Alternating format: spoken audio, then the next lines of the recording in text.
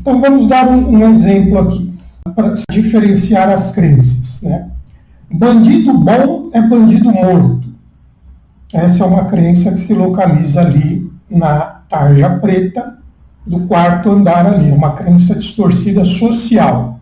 Então, por exemplo, se o paciente na sessão ele verbaliza essa crença aqui, ele fala num determinado momento do discurso dele que ele acredita que bandido bom é bandido morto. Pois bem, como que nós vamos saber se isso que ele está verbalizando é uma crença que está localizada neste quarto andar ou se ela já está ali penetrando no segundo ou terceiro de cima para baixo? Se já está ali nas raias de crenças antiafetivas. Se essa crença estiver encobrindo um ódio, ela vai se referir a uma camada mais profunda. Então o indivíduo verbaliza que ele acredita que bandido bom é bandido morto, porque ele tem um ódio recalcado, por exemplo, com relação ao pai, ele tem ali uma relação turbulenta, problemática e bloqueada com o pai, ele tem esse ódio e ele vai começar a reverberar essa fala do pai numa espécie de autoafirmação do ódio, ou seja, seria, entre aspas, uma sublimação do ódio. Por que uma sublimação do ódio? Porque a crença bandido bom é bandido morto, é uma permissão social para odiar, para se ter ódio.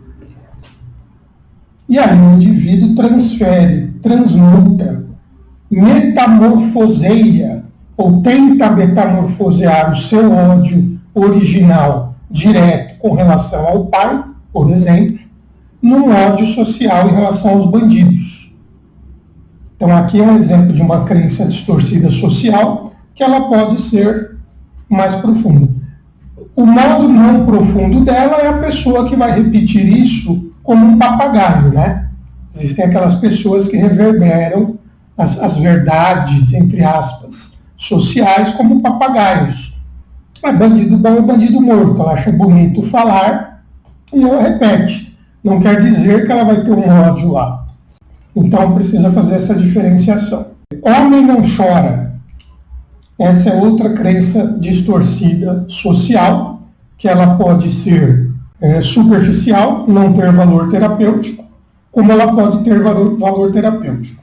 Agora, qual que é o problema dessa crença aqui, o homem não chora? É que é um anteparo social contra o contato com os próprios sentimentos, com as próprias sensações. Porque essa crença, na verdade, poderia ser traduzida na seguinte frase: homem não contata seus sentimentos.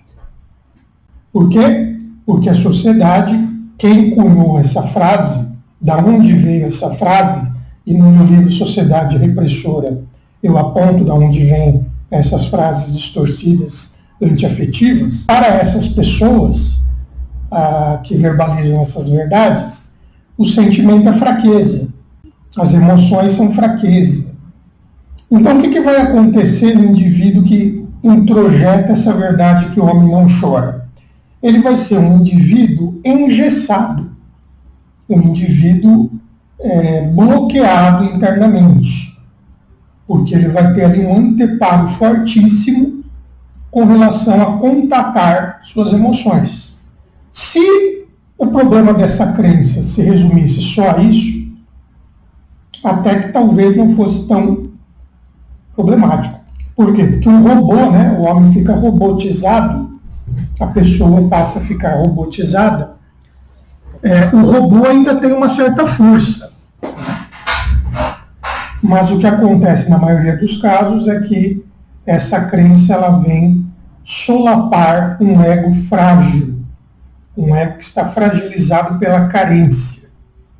Então o indivíduo é um ser carente, frágil, e que ele tem esse anteparo que o impede de contatar suas emoções, ou seja, é uma espécie de perpetuação da sua fragilidade, através dessa crença, por exemplo, de que o homem não chora, né? E aí só numa terapia Se ele tiver a felicidade de um dia procurar uma terapia mais profunda, ele vai poder destravar essa trave que o impede de encontrar a sua força, né?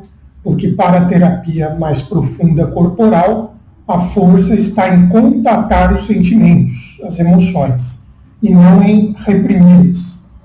Porque o nosso tataravô Freud já apontou no início da psicanálise de que as repressões são uma das grandes origens das psicopatologias. Outra aqui, os pais têm que ser firmes, uma outra crença de fora, antiafetiva. Porque os pais têm que ser assertivos, aí seria uma crença positiva. Os pais têm que ser firmes, é distorcido, porque esse firme, ele vai ser uma permissão para todo tipo de violência verbal e física, e justificativa de frieza afetiva, porque os pais têm que ser firmes. Um outro exemplo de crença social distorcida, que advém da quarta camada de crenças superegóicas sociais distorcidas e que reverberam mais profundamente. Mulher tem que só cuidar de casa, que é uma crença que existe até hoje em muitos lares.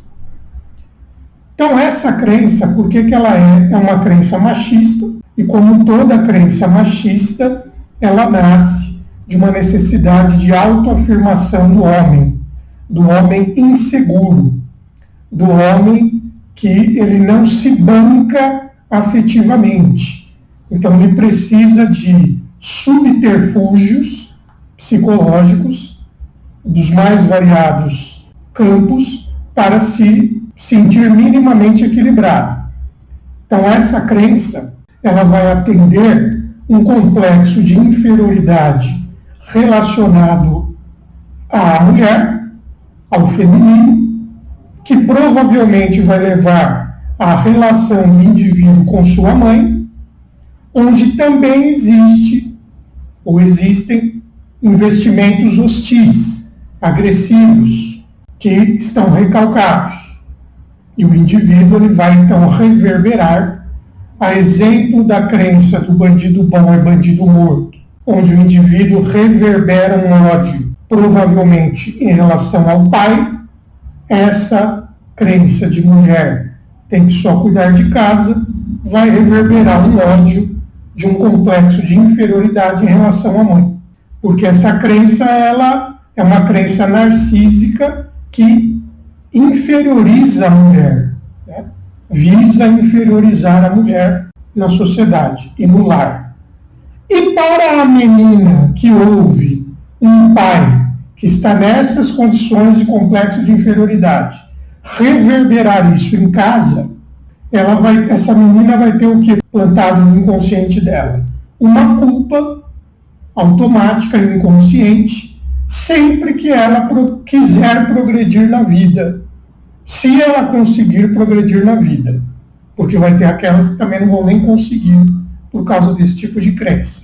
As que conseguirem sempre vão ter uma cota de culpa, porque ficou lá gravado na mente dela, no inconsciente, que mulher tem que só cuidar de casa. E se ela não ficar só cuidando de casa, ela vai estar contrariando o ilustríssimo, o santificado, o sumo pontífice do pai dela. Então aqui mais um exemplo de uma crença que pode ser reverberada da boca para fora por papagaios, ou pode ter uma ligação com questões mais profundas. Então, pois bem, então essa é a estratificação básica de crenças aqui. Só um outro parentezinho também, que está no livro. O trabalho depois é transformar a crença antiafetiva primária em crença propulsora através da técnica de inversão da crença antiafetiva primária, que é explicada em detalhes no livro.